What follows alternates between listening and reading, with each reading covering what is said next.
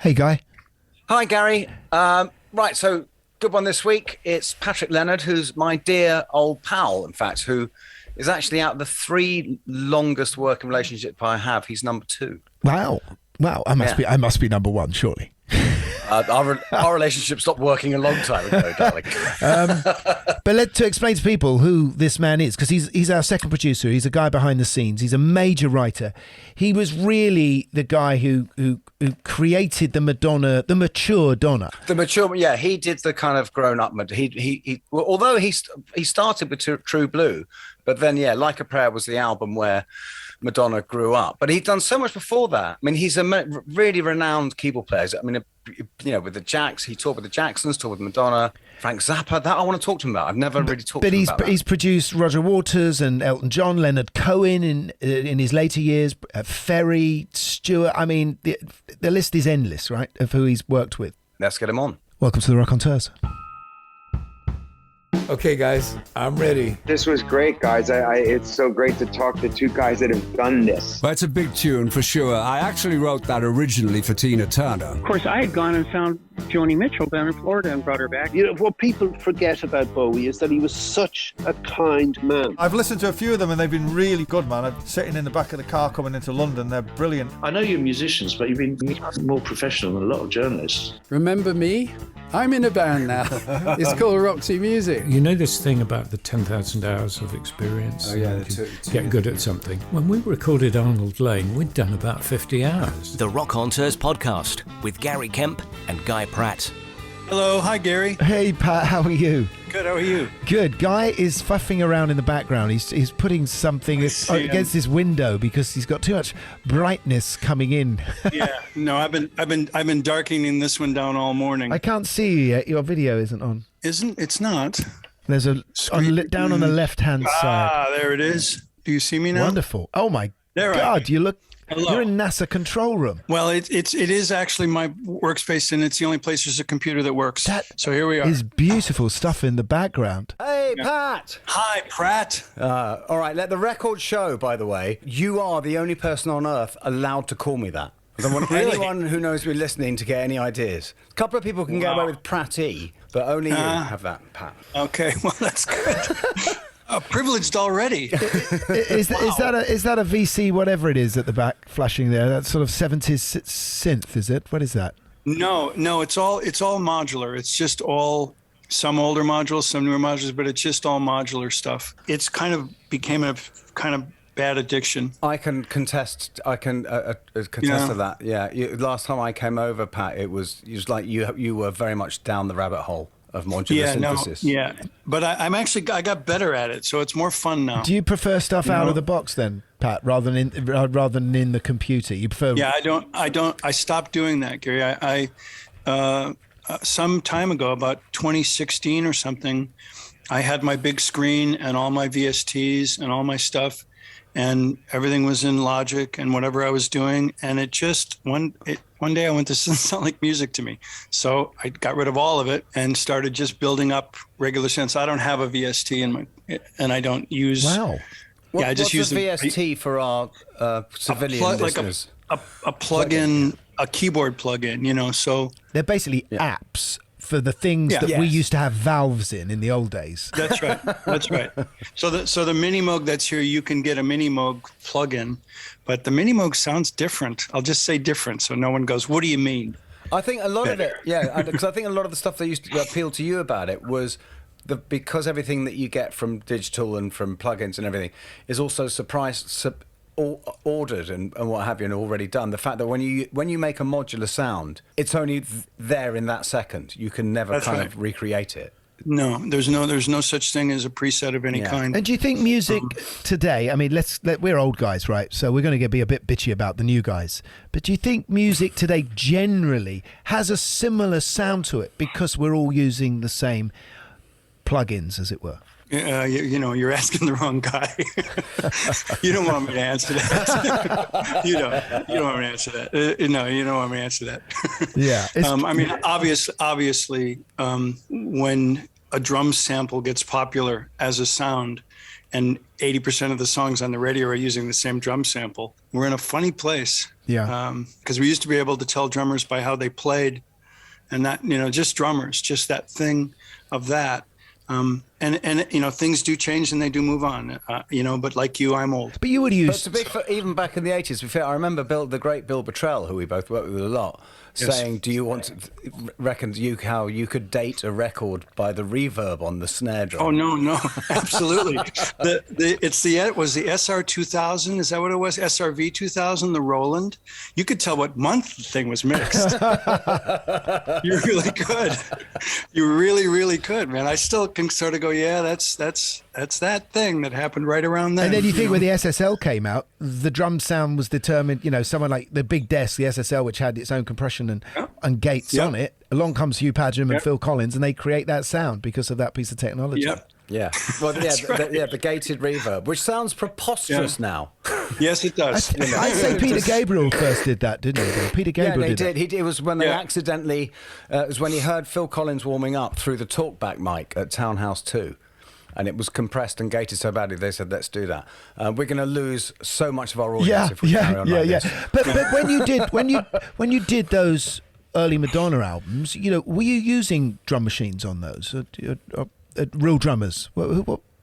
Well, that's an interesting question. What we had then was there was a sequencer.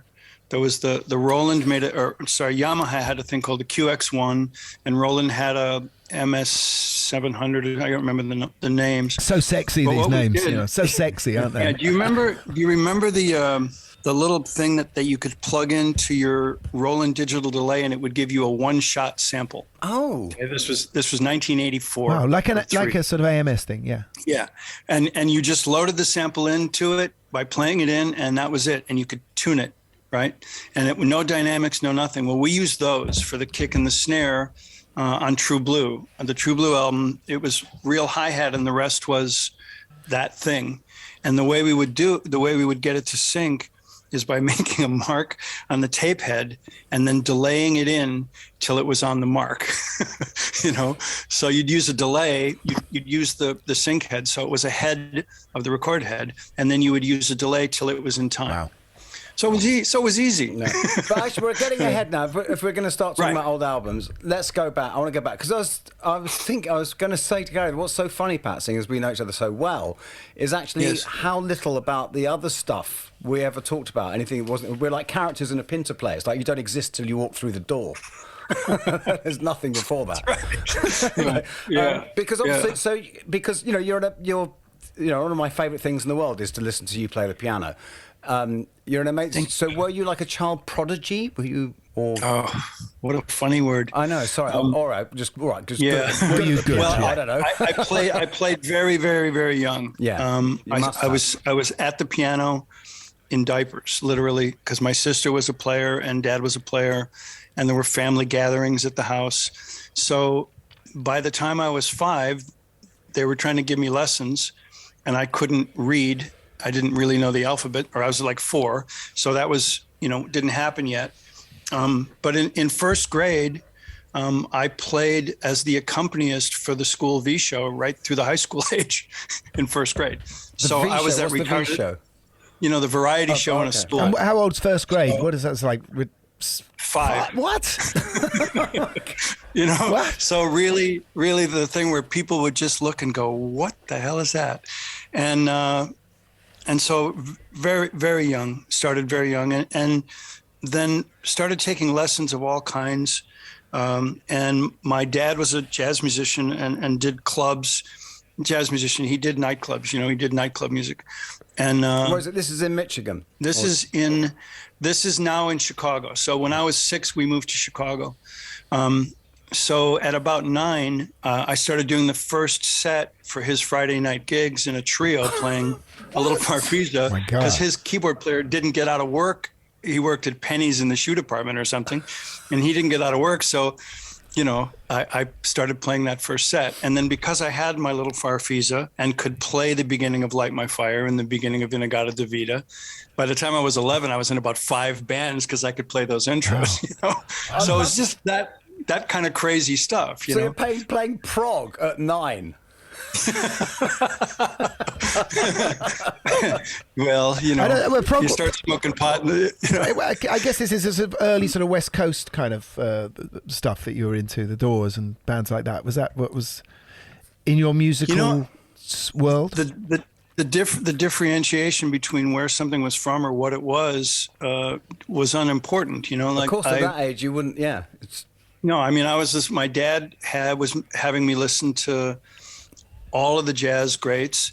My sister was a classical musician, but she was 9 years older than me, so she was a teenager when the Beatles came out. So I was getting hammered with all the pop stuff, and she took me to see Hendrix, and I was at the Grant Park Sly Stone thing. You know, that crazy thing. I was there with my sister. Sorry, what was that? I was 9 or 10 years old. I was just a kid. 68. What was that? So I was 12. No, what was that? Elaborate on that show, because that's not come up on my radar. It's hard for me to remember, but it had to do with the SDS and the Students for Democratic Society and all this stuff in Chicago. And they did a concert at Grant Park, and it turned a little violent, and the police came in and tear gassed. And I mean, I don't really remember much of it about what the movie's about. Right. That's it. That's it. I was there with my sister. Wow. And I was a little boy. Yeah, we got out of there, but I was there. And did your dad have ambitions for you to follow him? Was he a professional musician, your dad? He was a really, really good player and a really good singer, but he never really was professional because he raised the family, you know. It's the We Always Come Home guy. He played sax and loved it, but he was a family man with 3 kids. So he played on weekends, you know, like that. But he had ambitions for you to get into music? Or? I remember at one point, it was fairly clear what I was going to do because my school was a nightmare and it was just about playing. And he said, you've chosen something really, really hard. And he said, if you can figure it out, find something to fall back on. Because he said, you really picked the rough one, you know, to just do this thing. But I think it was fairly obvious fairly early that, I was going to at least be able to make a living doing it. Yes, so was that it? It was just set, right, with you? There was just no question. No, I was thrown out of high school at the beginning of my junior year, so I was 16. And a week later, a kid called me and said, my mom works with this band. They're a show band. The keyboard player just quit. The mother drove me to a little town in southern Michigan, and I started playing in the show band, a week out of school, and did that for a couple of years. What would the set list be like for them? Well, there was this guy his name was Galen, and I think he's still around. He was a pianist, kind of a Liberace kind of act, and he was a very fine pianist. And I was behind him with a Mini Moog and a Fender Rhodes, and then I got a Mellotron, and I was just building this stuff up and just doing orchestrations, but there were really just chord charts. So it was a great lesson for I need to make up parts for this stuff. So we would do 2 shows a night, which were, what he would do. And then we do dance sets, and the dance sets would be dated by, probably did Ain't No Sunshine 8 times a night, Yeah. It was that. Funny enough, I've never heard you play that. I wonder why that could be. but Pat, and you never will. Regular listeners to our show know our love of prog, and that's how you started as well. And funnily enough, this is American kid living in Chicago, and you're into Gentle Giant and Jethro Tull and the Brit prog stuff. This is what I love, by the way. This is something I want to start off with, was the fact that I'm sitting here with 2 absolute titans of 80s mainstream pop music. You both wrote songs that absolutely shaped and defined what that era sounded like and was. And you're the biggest pair of prog heads I've ever met. Yeah. So, along with Trevor Horn. It's funny, isn't it? I mean, I still... If I'm in it clean, I'll still put on Thick as a Brick, because it just makes me happy, or Passion Play, or and the Gentle Giant stuff. I still occasionally show people, and then explain how many teenagers went running from my house because it's like I can't do that. I just can't do this. I say, you got to hear this, and put on In a Glass House or something, and say, just check this out. Yeah. And I'm fascinated and think that music does not get any better than this. And they're horrified in the biggest way imaginable. So I scared a lot of teenagers. And it's really going to win the hearts of girls, isn't it, when you bring them back? Oh, God. I was a very lonely teenager until I realized that all you had to do was mention the Rolling Stones and at least you had a chance, you know? Yeah. And No. There is that actual connection with Derek Shulman, who we have to get on the show, the lead singer of Gentle Giant. And Ian Anderson, because we had Ian on the show, and he was saying, you know, Derek, I saw that. I listened to some of it. Derek signed him, didn't sign them when later on in his career. Is that how am I remembering that? That's right. Yeah, that's right. Yeah, Derek Shulman was the A&R guy who signed Jethro Tull, wasn't it? Was it Jethro? Yes. Yeah. Oh, really? Or advised Ian. No, he gave Ian some advice. It was to do with passion play. You know what? Buy farms. This is awful. I need to listen to my own show. Salmon. So what about writing, Pat? When did you were you writing stuff by then? Yeah, I didn't. I resisted sight reading and I resisted other people's music, and I don't know why I did, but I did. So I started putting little dots on a page when I was very, very little. That's really what I wanted to do, is write music. That's exactly how I started, Pat. In that I had no interest in writing other people's songs. I learnt 4 chords for another song, and I thought, well, I like these chords, but I hate the tune that they've given me. You know, I'll make my own up. And So, and I think that was. Were you performing those songs, sticking them in your band? Sometimes in some of the bands I was in, we would do some of that stuff, and. You know, when I was, I don't know how old I was, there was a band I was in called, I think it was called Heaven, I think. And everyone was always older than me until a point, and now, of course, I'm older than everybody. Yeah, we all have that. It's so funny, isn't it? You have that thing when I you was were a young kid. No. It's to do with policemen, isn't it? As soon as you're older than most of the police. Yeah. So anyway, we had this band and we played in his house and we played some gigs in teen clubs and what all. And then the Mellotron was coming out and this guy convinced his mother to take a second on the car so we could buy a Mellotron, which I think was like $5,000. Wow. So we drove to Rockford. We drove to Rockford, Illinois. And that if we had this Mellotron, we were going to be huge. So we drove to Rockford and went to Nielsen Music and bought the Mellotron from Rick Nielsen, who was in a band called Cracker. What was his band? What was his band? The band was called Cracker, I think. Right. Wow. Before Cheap Trick, his dad owned the music store and he worked there. So we bought a Mellotron in, I don't know, must have been around 1971 or 72. Is this why he had so many guitars to begin with, you think? Probably. You know, yeah. And the Mellotron is like a sampling machine. It's taped sounds, you know, famously from Strawberry Fields. Strawberry Fields, Strawberry Fields, Stairway to Heaven, White Shade of Pale, I think, as well. Moody Blues, Mike Pinder. Originally, it was the Pindertron. Really? Yes, it was. It was his thing. Wow. I mean, somebody will say, no, there was someone else that did it first. That's what I know. And we had Colin Blunstone on last week, and the Zombies, obviously, you know. Yeah. Mellotrons were great. They were fun. It was cool. You felt like God, even though, you know, of course, the irony was I had this $5,000 keyboard and a $29 amp, you know, because we didn't have any money. So it didn't sound great, but it was a Mellotron. And it didn't work. We didn't become a huge band. Was there a moment, Pat, where you thought, this isn't going to work for me? Or was it a continual rise to stardom and success? No, I mean, I had a band called Trillion, and we were a prog band. You don't say Trillion. Yeah. You think? I think that'd be a prog band. Well, we were a really serious prog band, and none of that stuff ever got recorded because we signed to Sony and they wanted something poppier. So we had these other songs and we scaled everything back. And, you know, one of these days I still want the fans of Trillion to hear the stuff we did before we did that. Because I was writing 40-minute pieces. You know, we were in clubs and people were going like, what the fuck is going on? You know? That's good. So you got a deal. So that's, you know, that wouldn't have been Sony back then. That would have been CBS, right? It was CBS. That's right. It was CBS. It was Lenny Pizzi and Sandoval or and whatever. How did you get? That means someone's gone to New York or LA, right? That means that we did showcases and they came to Chicago and we signed with them. And then we went with Gary Lyons to Caribou Ranch and did the first record. Oh, right. Wow. Yeah. And then we changed singers and did a second record. And then I left the band and then starved and then did Jingles in Chicago and then got blown across Michigan Avenue in a snowstorm and called my friend Hawk in LA, who said, I'm on the phone with Randy Jackson about some tour thing. I'll call you back. He calls me back and he says, I can't do it. You want to do a tour with the Jacksons? So that's how I got out of Chicago. I just ramped this forward.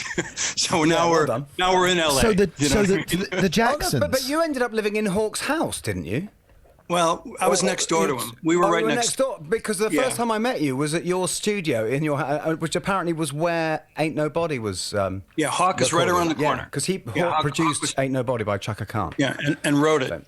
And wrote it. Yeah. And so you played with the Jacksons initially. Is that what you? Yeah, my first thing was I auditioned kind of cold actually for the Victory Tour, and I went in and I didn't know any songs. I just flew out and went into a rehearsal hall in North Hollywood. And there was a DX7 on stage and a set of drums. And it was Jonathan Moffat. And I think Jackie and Tito and Marlon were there first. And they said, do you know any songs? I said, no, I don't. They said, what do you want to do? I said, well, just jam. So Jonathan and I just jammed. Right. And then I'm hanging around watching other people load their rigs in and hearing them do perfect renditions of Thriller. And I thought, I'm going home. So I went back to Chicago. So what year, I said, sorry, Pat, what year is this? Just the 84. This is the Victory Tour 84. So maybe the end of 83. I don't really know, but right around then. So I went back to Chicago. Everybody said, how'd it go? I said, this is never going to happen. A couple of weeks, I get a call, come back. So I come back and it's the same exact setup. Except now David Williams is there with Jonathan.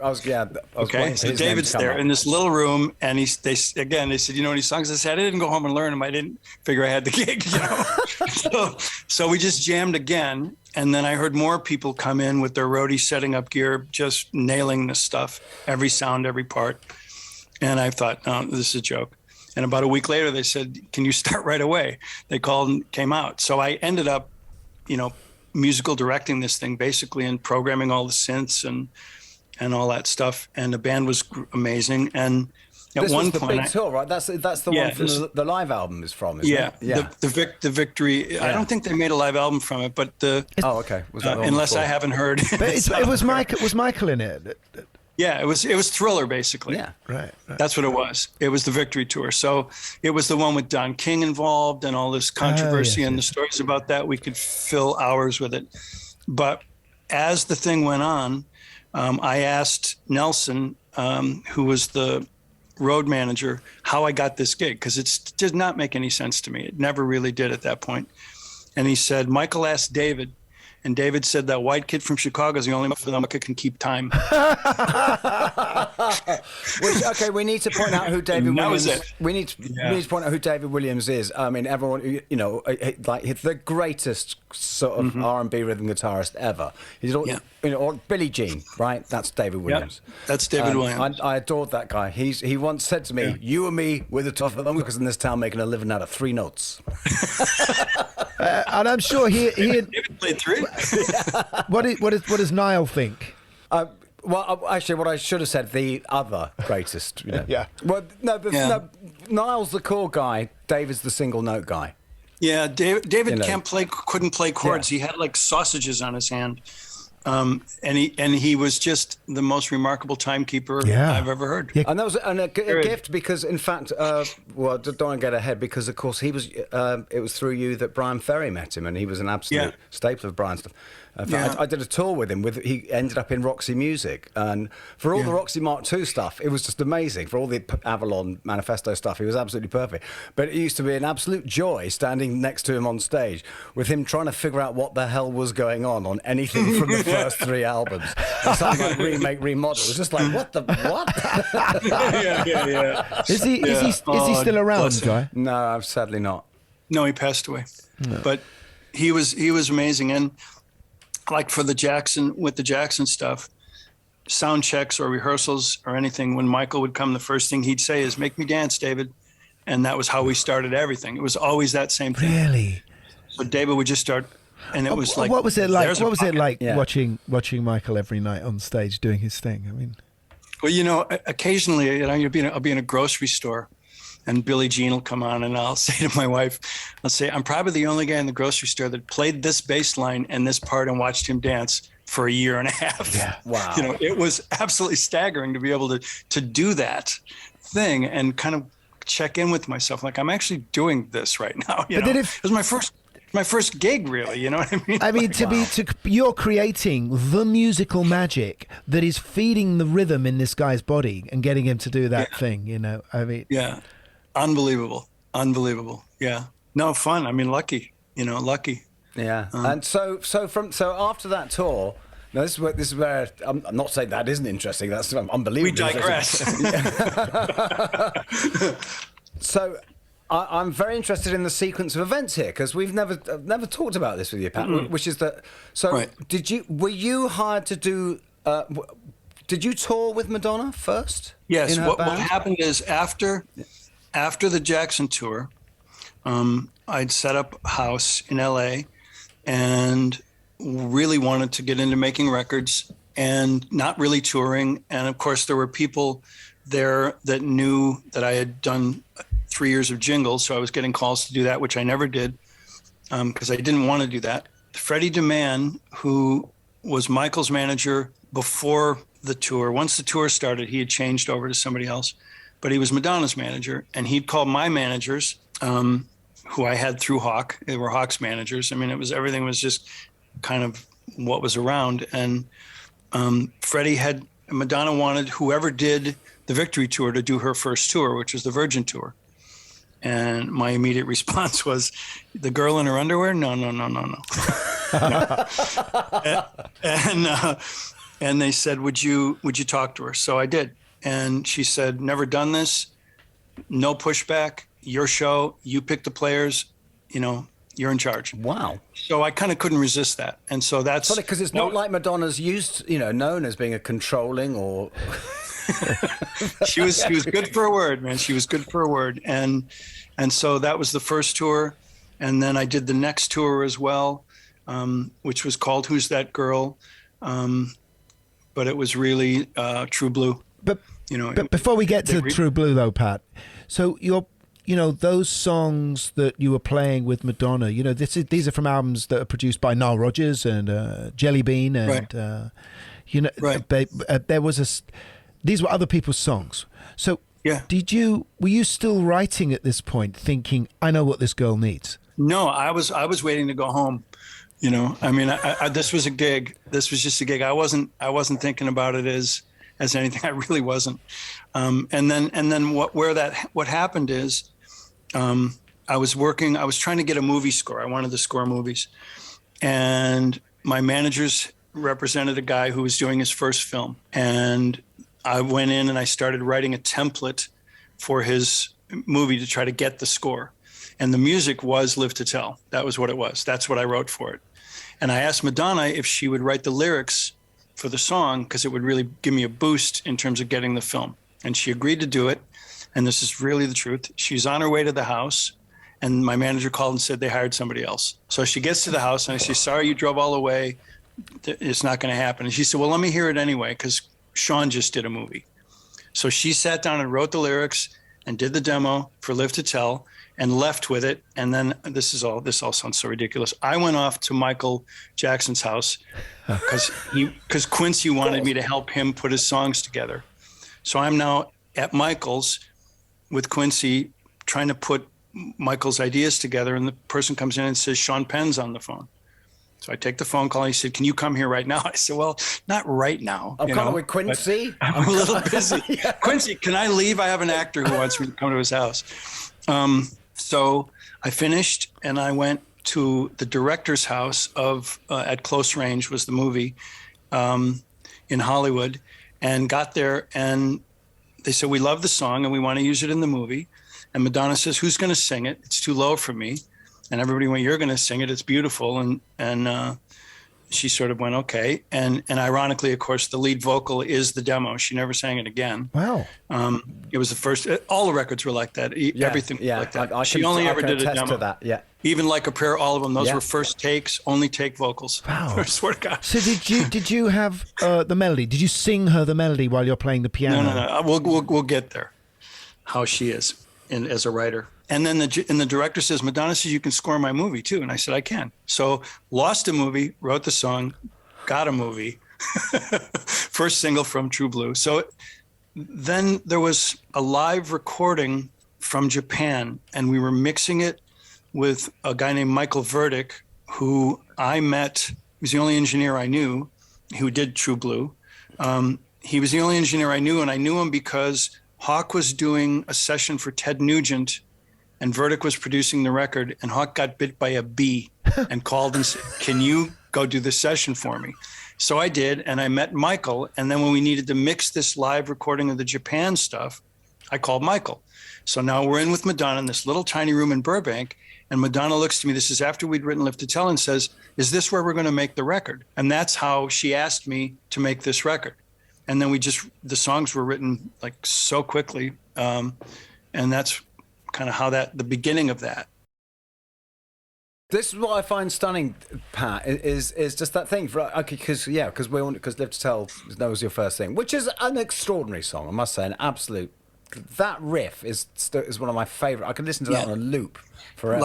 Lucky Mo. I'll send you one. I'll make a loop for you. Would you? Sure. Yeah. But here's the thing. Madonna, she's this huge artist. Like I said, her last album was with Nile Rodgers, who was the king of the world at that point. That's right. And then, this guy in her band has written a song. No, you write and produce the whole next album. It's like, what? Yeah. The record company was horrified, and of course she wouldn't let them come down. And it was Warner Brothers, so it was basically Michael Austin and Lenny Waronker were the point men on it, and she wouldn't let them hear anything until it was damn near done. And I remember sitting in Michael's little studio, and these two guys were sitting next to each other, and pretty soon they're slapping each other on the back, laughing. About 4 songs in, it's like, this could work, because all the songs were good on that record. It was a good record. But it's a great record. It's interesting listening to it now, because there's things like Open Your Heart and stuff where it's all. It's so similar. There was such a coalition of stuff. It's almost like a Scritti Politti record. It was like everything was coming together. So I was wondering, what was your toolkit for that? Because you weren't a pop writer, were you? That wasn't your dream. So a good question. Yeah. Another story is that La Isla Bonita was a call from Quincy to request a song for Michael that was like a Sade kind of thing. So I just wrote La Isla Bonita and sent it to him and said, we don't like it. And then Madonna came over and I said, I just sent this, they don't like it. So we finished it for her, the stuff was just... And it seems to suit her personality, because it had that Latin feel, and at the time, that just seems to work for Madonna. Yeah, it really did, But this was her growing up album as well, wasn't it? This was her... Not the True Blue isn't true. Well, I guess it was. I think musically, I guess it was. He was an album. She was getting away from sort of just doing dance music and getting into doing things that were more mature, if you like. Yeah. Yeah. And then I guess after you've done, once True Blue happens, and I guess the phone's just ringing off the hook, right, for you? Yeah. I don't remember, but it probably was. Yeah. Is Brian Ferry next, or what was? Brian Ferry was right after True Blue. Yeah, we did a tour.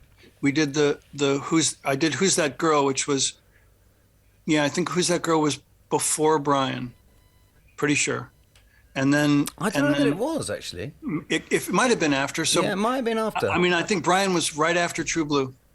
Yeah, he'll have to go back through his bank statements to find out the facts. But I know we're going to get onto that, but I'm going to pick you up on something you just mentioned a few minutes ago, which is how the process of writing with Madonna worked. Yeah. Is that something you can reveal? Sure, absolutely. I have, because we've moved recently, I have boxes of music. And it's interesting to look at the boxes of music, because every record I ever did is in a box somewhere. And so when you find those things, Like a Prayer more than True Blue, you find The Morning When I Went In and some sort of title that represents the song, often not the song title, because I was just saying Latin thing for Madonna, and I'd write the chords, I'd write whatever melodic stuff there was.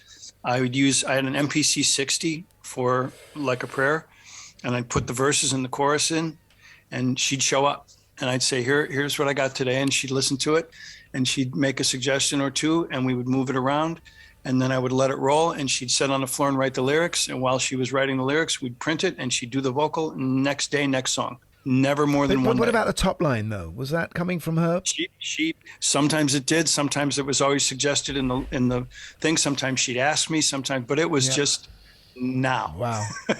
It was like, I'm here at 11 and I'm leaving at 3.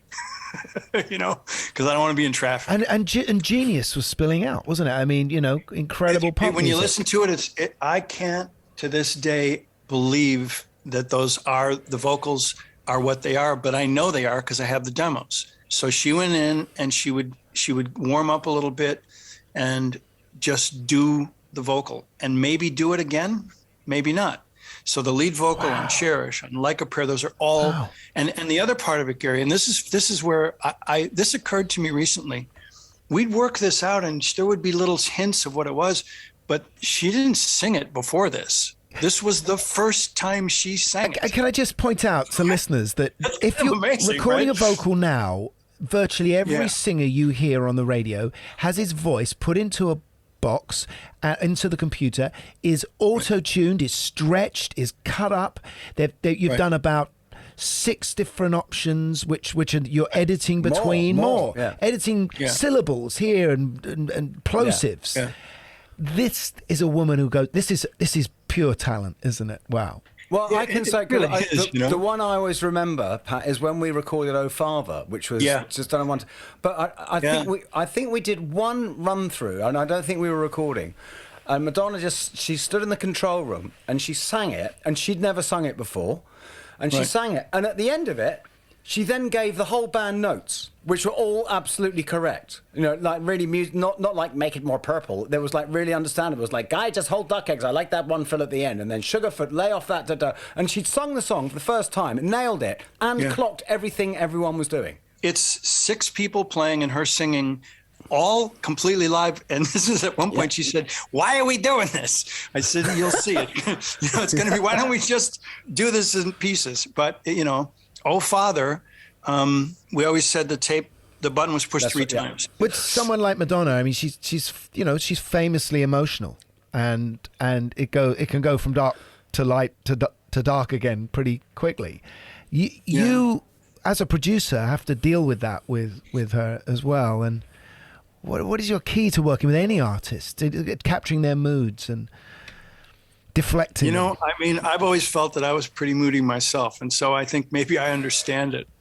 I mean, I can have to leave the room and gather myself and come back. Because it's all personal. I've seen this. Yeah, it's all personal. It's all personal to me. Like the thing that sometimes is difficult is if I'm writing the music and I'm playing the parts and I'm helping to arrange the music, I have a huge personal investment in it. That's an artistic investment. It's different producing someone else's song. I can sort of do that a lot easier without getting involved in it. But if someone suddenly says, I want to take this bar out, it's like, sometimes it doesn't go over so well with me, So I get that entirely. I find it, I can't imagine taking music anything other than personally. Yeah, that's right. I really can't. So this brings us to so then did you, the Brian Ferry, because this could not be more chalk and cheese. Getting a vocal, we just did a vocal, and that was it. We had the song, it was done. Boy, were you going somewhere else? Yeah. And we do love Brian, of course. We love Brian. Of course, we absolutely love him. Totally different. And I love that record. I love that record. Bête Noire. So, and you turned up with 5 songs, with 5 finished songs, didn't you? For 5 finished tracks. I don't remember.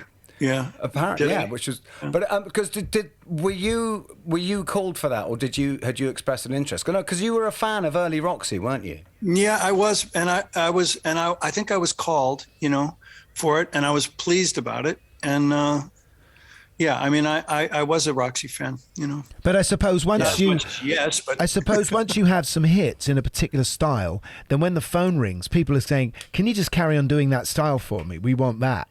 Yeah. And you're suddenly in a kind of an area of music that maybe isn't where you want to be.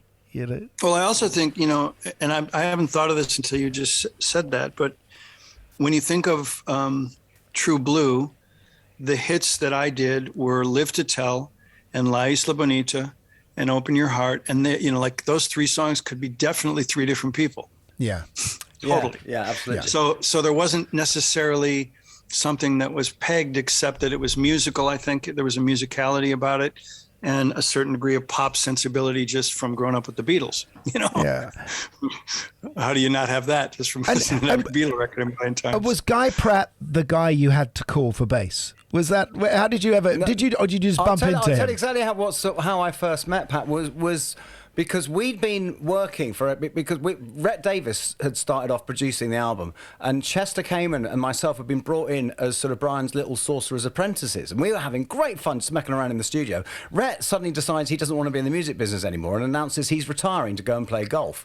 So so Chester and I, it's just me and Chester, like, you know, just messing about with Brian's stuff, and we're having the time of our lives. But then I think the record company are like, yeah, this is great and everything, but we kind of need to be making an album here, which is where you come in. And I was flown out to LA, and I had to sort of pretend I happened to just be in town and come down to your house and be like, oh God, let's see you being here. And so I come and play on some. In fact, I remember Mark Fennick, Brian's manager at the time, actually said, have you got someone whose sofa you can sleep on? I was like, no, you'll fly me to LA, you put me in the Mondrian. But what was lovely, you came over and you clearly took to myself and Chester. Yes, big time, yeah. So, yeah. So, I mean, we had a lot of fun times. And, of course, and that's, so, you know, another one. Because, again, the 3 biggest relationships in my life, work-wise, are still functioning. Brian, yourself, and this other person who's about to come into the picture, which is David Gilmour. This is how you met David, isn't it? And became, and got to write a song on the Pink Floyd That's album. right. It was the Brian Ferry record, yeah. But I do want to tell this story. Because I was in the room. Guys, because Gilmour was played on Brian's album. Is that what? I'm about to tell the story. So we're at Air Studios, and Pat, you just got a track up, and I don't know if it was one of yours or one of the things that Chester and I've been messing around with, and you were sort of thinking out loud, and you went, oh, you know what'd be great on this? One of those kind of Gilmour triplet delay things. That'd be fantastic. And Brian goes, oh, what, David? Shall I get him down? And you went, what? And then suddenly Brian's on the phone and goes, David, yeah, hi, Pat, Thursday? Is Thursday good? And you were literally just like, what? And that's how it happened. Yeah, because I guess you were a Floyd head as well. If you're into Gentle Giant. Oh yeah. But so David came. I mean, David played all over the album, didn't he? And you know, in that magnificent way. And he can. Yeah. But then he was interested in you, wasn't he? So he invited you over to his place to try and mess about. Yeah, and we went. We had lunch at the house, and then went down to Astoria. That's his boat. This is David's beautiful houseboat studio on the Thames. Boat. Yeah, subtle. And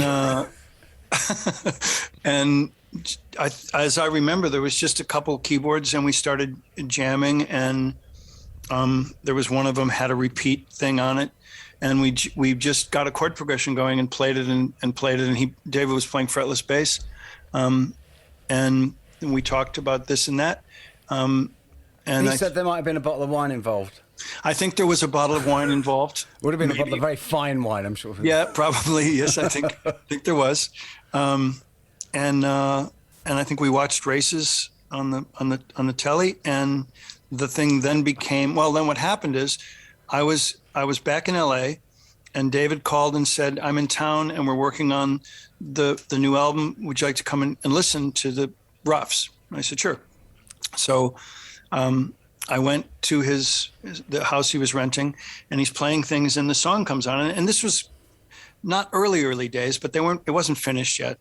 It lacked some overdubs and what all, but the song goes by and it finishes, and he says, did you recognize that? And I said, no. And he goes, well, you wrote it. So it was, and this was this jam we did that day that he finished off as yet another movie. And then from there, he came to the house, the same house you worked at, Guy, with, and we did overdubs on that and some other songs on the record. And okay, so let's move along. So, I just want to grab him for one thing, because I love, I love Boz Scaggs, right? And you work with Boz Scaggs. Yeah. I mean, how was that? I think the song I wrote with David Williams. Oh, you did? I don't remember, but I think David and I wrote that song, and that's how that happened. What was it? Was it "Cool Runnin'"? Is that the name of the song? I don't know. It was on Other Roads, was it? Yeah, I think it's called "Cool Runnin'." If I remember correctly, I think it was kind of the demo that we did, and then they overdubbed to it. But did you work with him directly? No. Oh, not. Yeah, right. So you're a jobbing writer as well. Well, I mean, those things happen occasionally. It wasn't really. I always tended to produce the things I wrote, but occasionally a song would get written and somebody would cover it. It happened when I first moved to LA. There was a Stephanie Mills record that I didn't produce, and there were songs. Actually, Hawk produced it, and there were songs that I wrote. Guy, should we be doing this chronologically, or do we come off the back of David and go straight to Roger? And we can, well, except we're missing out. Well, we've kind of sort of done Like a Prayer, because I remember it was, because then I came off the Floyd tour and came straight to LA to do the Like a Prayer album, which, incredibly important album. I mean, that really was the Madonna growing up album. In fact, come on, this is what he's been waiting for. I happen to have sitting here my cherry red Spectre NS2 bass, which I actually played on that song, Pat. In fact, I did lots of stuff with Pat's got a keyboard. Which happens to be plugged into an octave pedal.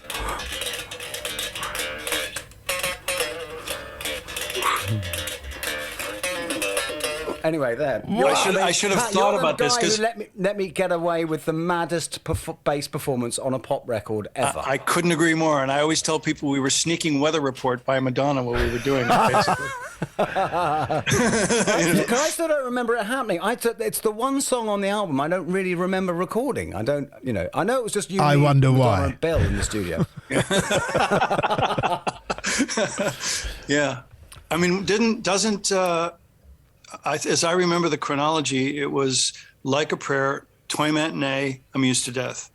Yes. So between Like a Prayer and Roger was Toy Matinee. And Toy Matinee was your band, right? You guys formed a band, which I think is a brilliant album, I have to say. I love that album. I mean, it is proggy, but it's proggy and commercial at the same time, and fantastic musicianship on there. It's kind of like, the funny thing is, all our I'm guessing most of our American listeners will be going, oh yeah, Toy Matinee, yeah, love that. English people are going, what?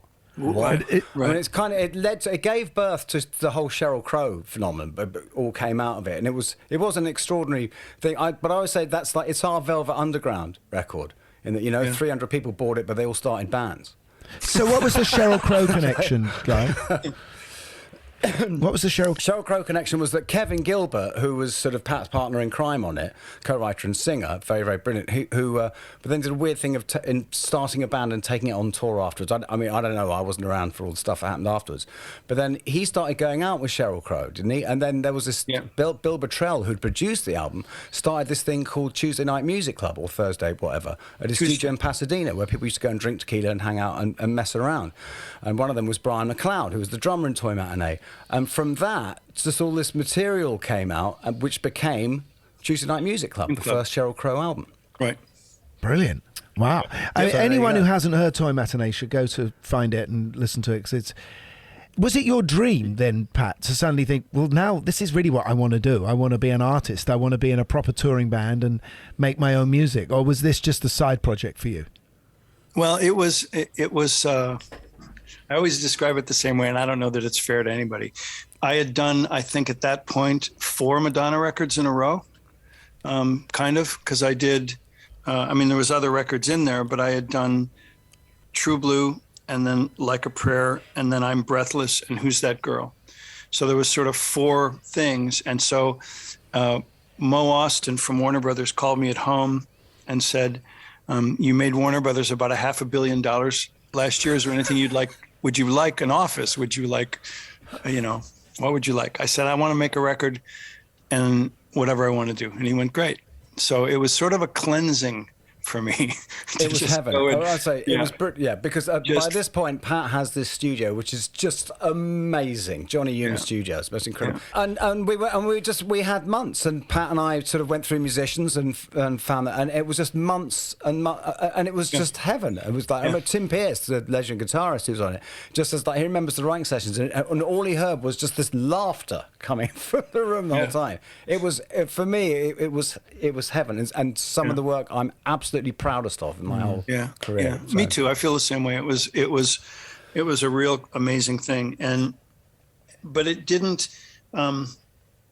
It wasn't I didn't want to go on the road. You know what I mean? I was enjoying making records. I just wanted. Mate, if I had that studio, I wouldn't want to go on the road. But this is a problem with session guys who suddenly form a band, because unless it hits it straight away, you know, you've got the phone's ringing with a lot of money at that time, especially in the 80s. Session guys could get paid a fortune.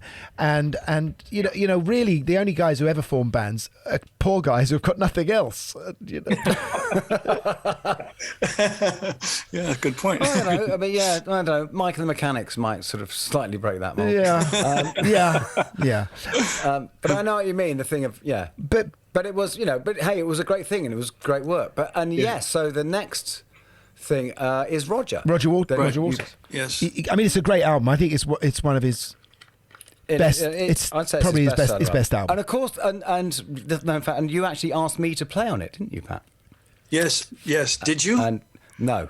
I thought I asked David, and David said, "Yeah, of course, do. It's fine." And I thought, you know what, it really isn't fine. And also, it's like I like my attack. You know, I'd like. We all know the history of David and Roger, and you know what goes on between them. Did you have a sort of feeling of I better call David if I'm going to do Roger, and I better just because I want to keep that relationship going as well?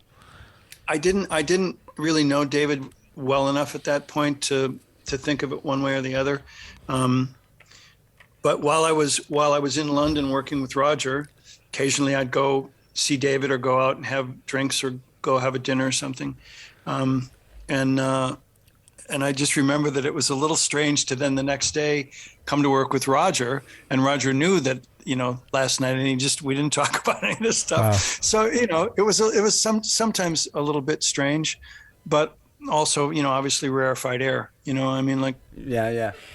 But this is a dream now, working on a project where you can, you know, build soundscapes and, you know, have cinematic noises coming in and. You're going to the absolute source of That's all right. that, That's right. Yeah. And you've got Jeff Beck. Yeah. Jeff's playing on that album is incredible. Who brought his A game, you know. Yeah. And Jeff Beck's A game is the only game in town. Yeah. Jeff was such a marvel, and a delight. And the first day that Jeff came, we could see through the window of the studio. He pulled up in a jalopy, those cars that he built, hot rods. Those roadster cars. The hot rods, yeah. The hot rods. And he opens the trunk, and there's a cardboard box, and he rips it open, and he takes out a Jeff Beck Fender model, and he comes in the studio with it, with a rat pedal in his pocket, and says, "You got an amp?" And we did. We had a twin reverb on the snooker table, and he plugs in, and he kind of tunes up. And the thing just stayed there throughout the whole record. It was really all he used. And at the end of the day, occasionally, Roger would pick it up and strum something on it when Jeff was gone. And it was so out of tune. And he never tuned it, and it didn't matter because he just tunes while it's like I never saw anything like it. Guys, really, like.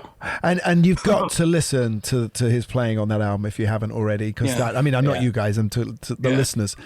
Because it's just sublime. It's exquisite. He's the greatest guitarist in the world, isn't he? I mean, yeah, that's right. Do you panic as a producer that you've got to capture this? Oh my God, am I getting it right? Am I getting the right reverb around it, compression, or? No, I mean, you know, first of all, we had tremendous people recording the record, so. You know, everything was, you didn't have to think about that at all. Like the beginning of Amused to Death, the intro of Amused to Death, I'm playing a JP 8000 or something, or one of the Roland ones, the one with the gray one with all the sliders on it. I remember what the model is. And we just wanted some sort of an intro. So I just sort of meandered through some chords, and Jeff played some stuff, and it's the beginning of the record. I mean, we didn't write anything. We didn't do it again. That was it, you know? Wow. And so that's stuff that I will never forget doing, because I'm playing chords Jeff's kind of leading what the next chord should be. Again, rarefied air, you know. Because you then worked with Jeff afterwards, didn't you? In fact, I did some recording with Jeff with you. Yes, we did. We did what Jeff refers to as the greatest album we never made. Because we were going to do this, and we just kind of never got to it, you know. But we recorded a track with you, and I was terrified. It was called so Nipples. Scared. You played great on it. You were great. And it was called Nipples. I think that was the name of it. God. How did you feel when Madonna didn't call you for the next couple of albums and she went off with, you know, Nelly Hooper and going in a different direction? Well, you used to get called back for the odd single, didn't you? For the big, you know, you did Frozen. Well, later, you did come back and do. Yeah. You did that Ray of Light album, but was that something that you chose to do, or that she had, and did you feel kind of bad about? No, I didn't. I mean, honestly, I wasn't, and this sounds a little weird, I wasn't really that attached to it, you know? I was still writing I don't even know how this makes any sense. My interest in this is the writing. So when I get up in the morning and I write, and I come in here and I write and I write and I write. That's what you said at the beginning, Pat. You said that at the beginning. It's just me. Yeah. It's just me. So whoever's on the other end of it, it's only that it needs to be something that I like to do. I think I would love to have what Madonna brought to things, the immediacy of it and the kind of just simplicity of getting it done that easily. But aside from that, I'm just in search of the lost chord. I mean, I'm just doing the same thing I've always done. I'm just looking for something I haven't done yet. And so I never, and I've always been that way. So I never really felt a personal, I never took any of it personally. And how did you get on with, is it Stephen Bray was co-writing on that album as well? Was that a relationship that you'd all have together, or was that a separate sessions for Madonna? Yeah, Stephen's a lovely guy, and we would share, you know, I'd play some stuff on his, and he'd do some stuff on my songs, and more on True Blue than on Like a Prayer. On Like a Prayer, it was pretty separate, you know. Yeah. Express Yourself was him, wasn't it? Yeah, it was. That was done, yeah. When JR came in and played it once, and we all went, "That's great. You want to do it again?" He went, "Nope, I got to go." Like one take. Yeah. We got to talk about Leonard Cohen, shouldn't we, really? We've got to talk about Leonard Cohen, obviously, yes. And how that was to work with this. Right. Yeah, how did that come up, Pat?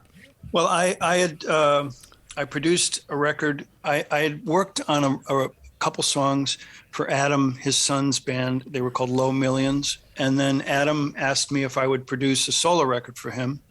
And I agreed to do it and did that record. And it was a very cool little record, very kind of simple, very nice sounding record. And I forced live performances, you know, where he had to play and sing at the same time. Otherwise, we weren't doing it. And he didn't like that very much, but it made a great record, you know. And then from that, his dad heard the record, and, you know, I don't know if he asked to meet me or if Adam suggested it or what. I don't really know. But we had a tuna sandwich at a little deli with Adam and Leonard one day just to talk about working. And then Leonard and I think I moved a little gear over to his house, just very simple little something. And he handed me the lyric for the song Show Me the Place, which was from Old Ideas. Mm-hmm. And I showed it to him, and he put a vocal on it, and it was just very quickly done. And then the next day he said, the nicest thing anyone's ever said to me is, he said, "Do you think anybody ever asked the guy who wrote Amazing Grace if he has anything else?"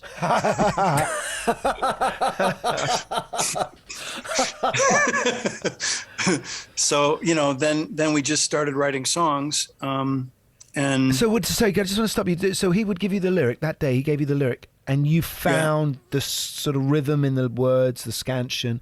You found a piece of music that you felt went with it, and then did he just start singing over the top of your chords, or no? I wrote the melody and the chords to the lyrics, and on that one I got lucky. Come Healing was like that. Going Home was like that. They were very, very. I just let the lyric tell me what to do, and I did it really quickly. and only ever the one version. And then for Popular Problems, it was the same thing. He'd send me the lyric, and I'd write something at home, and I'd put a vocal on it, and I'd send it back to him. But had he done that before? I mean, didn't he just kind of come up with the whole thing himself before? He did. Was this a new process for him? I think he'd done co-writing with some people, and I think it was a very similar thing.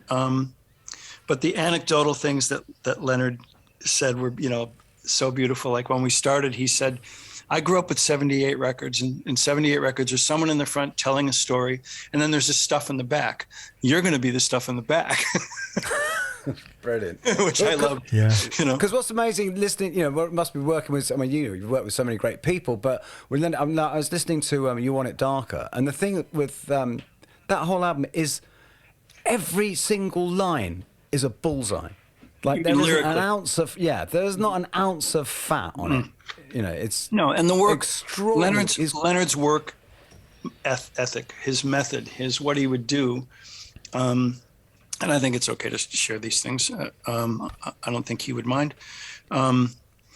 He had a room with shelves in it with little boxes, and the box would have the song title on it, like office boxes, those things with the little metal corners, right? Yeah. Oh, yeah. And in the box would be a bunch of little notebooks about this big, just little notebooks.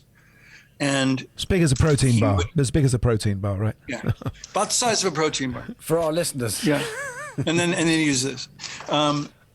So he would, I'd get to the house, and he'd be sitting in the front yard of the house in this little neighborhood he lived in a three-piece suit, which he was always in a suit. And he would write, he'd have a box out, and it would be for one of the songs. And he'd work on it, and then he'd put the thing back. And then every once in a while, he would take out one of these boxes, and he'd take all the new verses, and he'd put them in his computer. And sometimes this went on for a decade. Wow. Until he felt he had the verses. Wow. So extraordinary. You Want It Darker, that song was called something else. I have pages full of those quatrains, full, 5 pages. Wow. And he just picks the ones that makes the song, and he spends years on it. So he's kind of making a patchwork quilt out of these different words that are coming in. And yep. And so, there's that thing of Hallelujah taking so long. It's like they all took that long. I mean, that's not true. There's some things he would just put down and he was kind of done, and he'd tweak it a little bit. But those kind of major works of his, he worked on for a long time. And I never saw anything like it. And I learned a lot from it, but to actually practice it is very difficult. The discipline is way beyond me to be able to say, no, not yet, not yet, not yet, not yet. Like the song Treaty, the song that ends You Want It Darker. The version that's on there is the first version I did with him with a lyric change in it. I probably did, and this is the truth, I probably did no less than 30 versions of Treaty. The same lyrics, same melody, but different takes on it. A country version, a blues version, a simple version, an orchestrated version, a string quartet version, like just to try to find it. And then one day Leonard said, I don't think it's in music. I think there's this, I got to find this word. And from the day I met him till You Want It Darker, he still worked on finding that one line in Treaty. And once he found it, we were done. And we were right with the first version I'd ever done, because that was kind of the fresh one and the one that, felt the best. Wow. We wish these moments had been filmed and recorded, because it's the making of this product that is sometimes the most fascinating. Yeah. What are you doing right now, Pat? And I'm going to stick in another question as well, which is who's the person you'd like to work with that you haven't? Yeah. What I'm doing right now is just trying to get my studio set up. We've just moved from the West Coast to the East Coast with a long stop in Michigan, where I'm from. And so we're busy setting this up and trying to get everything working. And, it looks nice, but it's a little bit of a mess. That's a big move. Why did you decide to do that? I think just the change, and also I'm a Midwesterner, and I need to fish, and I need seasons, and You know, like once the work in LA once Leonard was gone, there was nothing to stay for. And the question of people saying, who are you going to write with after Leonard? I said, I'm pretty sure Leonard's the last house on the block in terms of collaborators. Like, what do you know, who now, you know, when your email dings and it's a Leonard Cohen lyric, that's pretty good. So, wow.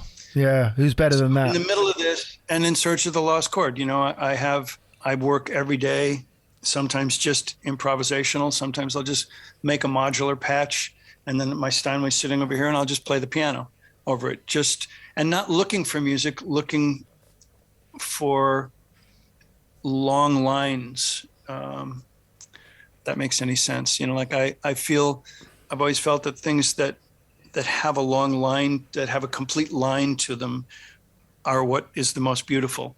And so the improvisational stuff helps me experience the long line. If I can sit and do a 20-minute improv to some modular thing that's, you know, generating all kinds of weird stuff and respond to it and react to it, it's good work. It's good exercise, you know. They're not Pat, it's been a great pleasure talking to you. Yeah. Thanks, man. Really, real joy. Thank you so much. Oh my God! I mean, it's always lovely to talk to you. Absolute like Christmas pudding of stories, wasn't it? I mean, just, you guys are great, man. Endless beauties coming out. I mean, I'm really gonna listen back to this one a few times, I think. Well, Guy, I felt that was a sort of mostly about you. Oh no! Don't Not say at that. all. It was really lovely because you had so much. You were there on the spot. And these incredible moments. It's in the room where it happened. It was not. But having said that, that's why it's so good because you had really great sort of questions. Because of course I don't. For me, I just wanted to like just like a reminiscing lunch with an old mate. But oh my word, what a bunch of stories we had there. Really, from so many great artists. You know, what do you say? You know, I got Sean Penn over here. I got Quincy over here. I got Madonna here. Well, I mean, anyone who doesn't know any of that work, go and listen to it now. Especially the Toy Matinee, which I know Guy is very proud of. And yes, indeed. But the Leonard, you know, to hear that Leonard Cohen, because those albums are beautiful. That's Old Ideas and You Want It Darker. Yeah. And it was fantastic to hear those stories. Absolutely. We'll be back next week with someone else, someone special, someone huge in rock. Until then, it's good night from me. And it's good night from all of us.